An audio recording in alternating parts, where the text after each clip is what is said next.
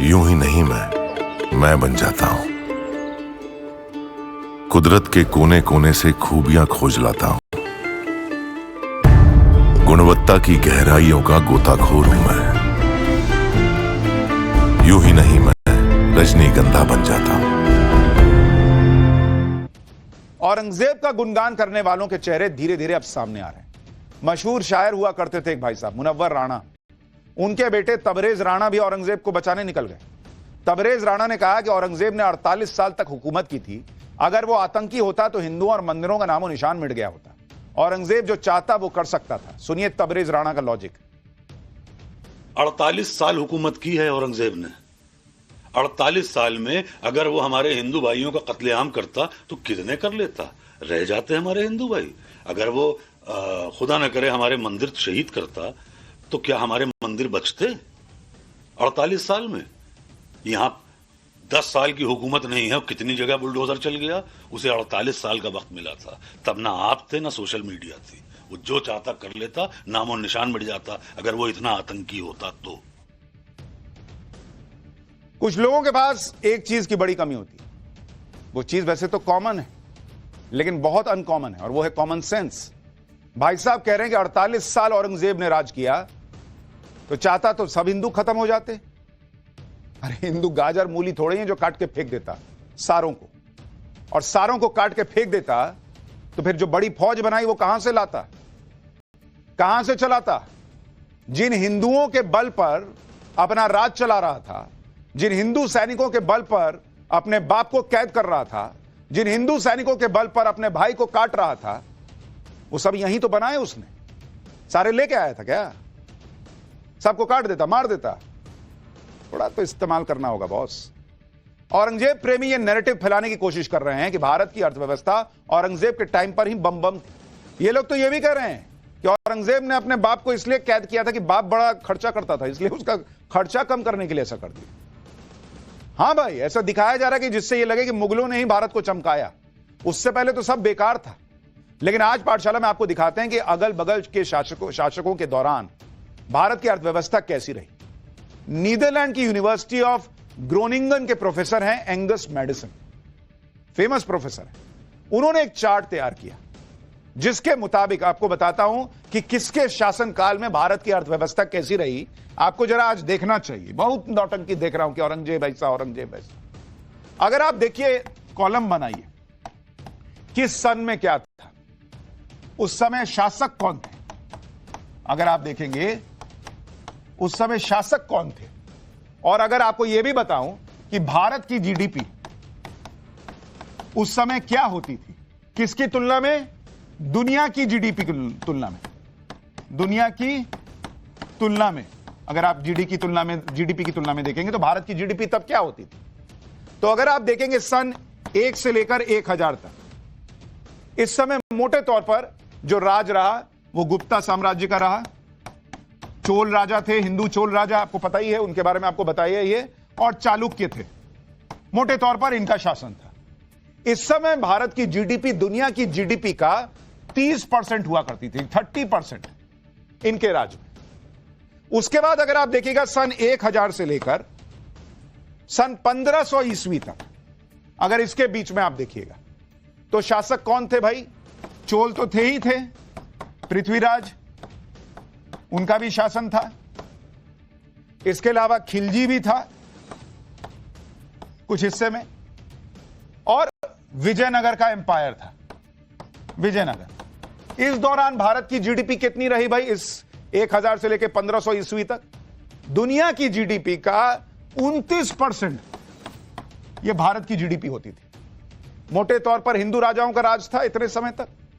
उसके बाद आप देखिए 1500 से 1600 ईस्वी, इसी समय मुगल राज की स्थापना हुई। 1526 में बाबर आया था।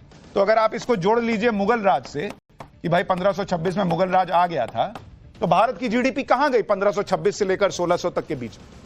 भारत की जीडीपी दुनिया की जीडीपी का 24.5% रह गई। यानी जो जीडीपी थी 29% से गिर के 24.5% रह गई दुनिया की जीडीपी। यह मुगलों के राज में हुआ। उसके बाद 1600 से लेकर अगर आप 1700 ईस्वी तक देखिएगा उस दौरान किसका शासन रहा? मुगल का ही राज रहा। इस दौरान मुगल राज में कौन कौन थे भाई? अकबर था, जिसकी बड़ी आपने कहानियां सुनी, जहांगीर, शाहजहां, औरंगजेब का अब्बू, और औरंगजेब। भारत की जीडीपी दुनिया की जीडीपी का 22.5% हो गई घटते घटते। यह वो महान औरंगजेब के राज में हुआ है, जिसके लिए लोग कह रहे हैं कि अरे सोने की चिड़िया बना दिया। अरे सोने की चिड़िया हिंदू राजाओं, चोल चालुक्य वगैरह के समय में थी, पता ही नहीं है तुमको। वो घटते घटते 22.5% पे आ गई। और अगर आप 1700 से 1800 ईस्वी के बीच में देखिएगा, इस दौरान मुगल घटे और मराठा बढ़े। थोड़ा मुगल मानिए और ज्यादा मराठाओं का राज मानिए, क्योंकि आपको याद होगा अभी अगर आपने छावा फिल्म देखी है तो औरंगजेब 1707 में मर गया था। उसके बाद से मुगल काल नीचे आने लगा, डाउनफॉल, और मराठा स्ट्रांग होने लगे। इस समय भारत की जीडीपी जो घट के 22.5% हो गई थी दुनिया की जीडीपी का, वो फिर बढ़कर 24.5% पे पहुंच गई बॉस, 24.5%। यानी गुप्त साम्राज्य, जिन्हें अंग्रेजी में गुप्ता एम्पायर कहते हैं, उनके टाइम में जीडीपी बम बम हुआ करती थी। मुगलों के समय में घटती चली गई और बाद में फिर रिवाइव। भाई जिसने जो किया है उसको बताइए। अगर कोई क्रूर था, अत्याचारी था, तो बोलिए ना भाई। लेकिन नहीं, तारीफ करनी है तो कुछ भी बोलो कि भारत तो एकदम खत्म था, यही मुगल आए तो इन्होंने कर दिया। सब चीज में इनको मुगलों का महिमा मंडन करना है। एक तरफ पीएम मोदी सनातन की सेवा में लगे हैं, दूसरी तरफ सीएम योगी और बाबा बागेश्वर जैसे हिंदुत्व के फायरब्रांड चेहरे हैं, जो इस देश में औरंगजेब को महान बताने वालों की क्लास लगा रहे हैं। कल सीएम योगी ने अबू आजमी का तरीके से इलाज करने की बात कही थी। आज यूपी में बाबा बागेश्वर ने भी औरंगजेब की तारीफ करने वालों की पर्ची खोल दी। एक बार बाबा बागेश्वर को भी सुनिए, फिर बताता हूं कि ना राहुल गांधी, ना ममता बनर्जी, ना केजरीवाल मॉडल, इंडी गठबंधन क्या औरंगजेब को अपना पोस्टर बॉय बनाएगा क्या? इस देश का दुर्भाग्य है। इस देश में छत्रपति शिवाजी, छत्रपति संभाजी, ऐसे ऐसे वीर योद्धा हुए। महाराणा प्रताप की तलवारों की चर्चा है, रानी लक्ष्मीबाई की चर्चा है, फिर भी इस देश में औरंगजेब महान बताया जाता है। तो निश्चित रूप से औरंगजेब महान बताना दुर्भाग्य है। बिहार पहुंचने से पहले ही बागेश्वर बाबा ने औरंगजेब प्रेमियों पर निशाना साध दिया, और अब तो बिहार के गोपालगंज में बागेश्वर बाबा की कथा भी शुरू हो गई, जहां वो सनातन की अलग जगा रहे हैं। बागेश्वर बाबा ने कहा कि देश का हिंदू अब जाग रहा है और देश हिंदू राष्ट्र बनकर रहेगा। सुनिए एक बार। लेकिन अब हिंदू जाग रहा है, इस देश की भयार बदल रही है, दिशा और दशा दोनों बदल रही है, और एक एक करके सब झुकेगा। फिर से पुनः प्राचीन भारतीय संस्कृति का ध्वजा पताका फहराएगा, और हमें लगता है हर हाल में भारत हिंदू राष्ट्र होकर के रहेगा। चाहे प्रधानमंत्री मोदी हो या फिर बागेश्वर बाबा, देश में सनातन की ऐसी अलग जगा रहे हैं कि सनातन विरोधी हैरान परेशान। कभी कोई औरंगजेब को हीरो बताता है, तो कभी हिंदुओं के लिए अतरंगी फैसले हो रहे हैं, जैसा अलीगढ़ मुस्लिम यूनिवर्सिटी में लिया गया, जहां हिंदू छात्रों को होली मिलन का कार्यक्रम करने से रोक दिया गया। 14 मार्च को होली है। अलीगढ़ मुस्लिम यूनिवर्सिटी के हिंदू छात्र यूनिवर्सिटी के एनआरएससी हॉल में होली मिलन कार्यक्रम करना चाहते थे। इसके लिए उन्होंने एएमयू प्रशासन को 25 फरवरी को लिखित में अर्जी दी, लेकिन यूनिवर्सिटी प्रशासन ने होली मिलन का प्रोग्राम की मंजूरी नहीं दी। इसी बात पर बवाल खड़ा हो गया है। गजब नहीं है? होली मिलन का कार्यक्रम नहीं हो सकता अलीगढ़ मुस्लिम यूनिवर्सिटी में क्या? जबकि कुछ लोग यह दावा करते हैं कि अलीगढ़ मुस्लिम यूनिवर्सिटी में गंगा जमुनी तहजीब को बढ़ावा दिया जाता है। यही गंगा जमुनी तहजीब है जिसमें हिंदुओं को होली मिलन तक की इजाजत नहीं मिल रही।